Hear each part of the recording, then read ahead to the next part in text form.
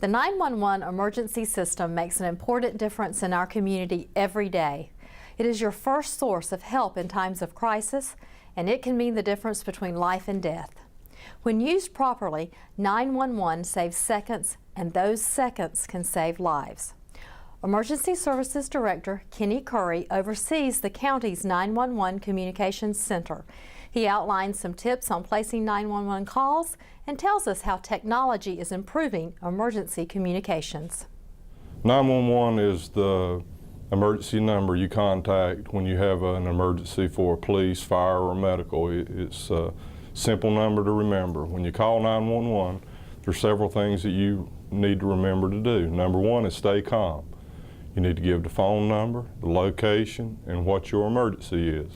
Never hang up when you call 911. If you have an emergency and you can't speak, dial 911, leave the phone off the hook.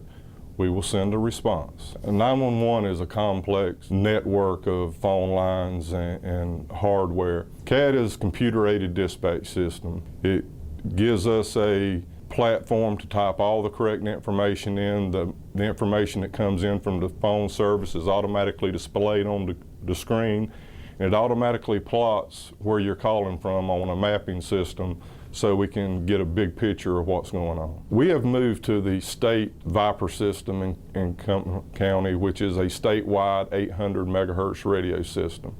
We can talk statewide with no problem. Anybody on the state Viper system can communicate, whether it's law enforcement, emergency management, EMS, statewide.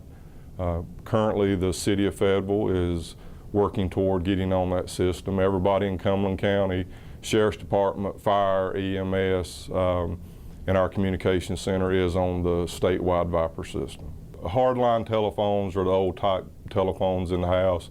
When you dial from that, it automatically gives you address, your phone number. The majority of our calls nowadays come from cellular phones. The old style phone does not have a GPS locator in it. So only information it will give us is the cell tower that 911 phone call came from. The Phase 2 has GPS capability. So when you dial 911, it goes through the same tower, comes to us, but it's sending that Latin line to us that gives us your exact location of where you're located at. Phase 2 give us a big hands up because we can automatically track where the phone call's coming from. We can get first responders to the scene quicker. With the next generation 911, which we all hear about, with the technological advances with Twitter, Facebook, texting, video imaging, those are the things that 911 is working on as we move forward in the future. There still has to be some legislative guidance on how to make that happen and the funding, where it's going to come from, and the standards put forth by NENA and APCO and legislations. But those are things that we're currently working on in the 911 industry. In the future, you could dial 911, turn your phone around, and we can see the actual event going on in real time. And that information will be put into a database. If it's medical, law enforcement, fire, and will be stored with the call. The right time to call 911 is when you think you have an emergency. If you're not sure, always dial 911. We can lead you in the right direction. For medical, fire, and law enforcement, immediate life threat issues, call 911 immediately. If you're still not sure, always call 911. We'll get you to the right place.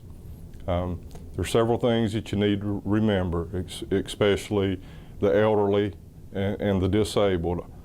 Get a phone that has big numbers on it, because when you're in an emergency situation and stressed out, if you don't see good, those big numbers make a big difference to access 911. For the elderly, always keep your medical history attached to the refrigerator, so when first responders get there, if you can't speak to them, they can find that medical history on the refrigerator. One of the things that we address a lot in communications is when people dial 911, they want somebody there immediately, and we understand that. What you consider an emergency may not truly be an emergency, but you're upset and stressed. The important thing to remember in 911, answer all the questions. You may think they're insignificant, but the questions are designed by doctors, law enforcement professionals, fire professionals, and there are key indicators in those questions that once we determine it's an emergency, it's automatically flashed to a dispatcher, whether it's fire, EMS, or law enforcement. Just because the person is still on the phone don't mean that somebody's not on the way. We need this information to get the right people to the right place in the right time so that you'll have the best service provided to you in an emergency.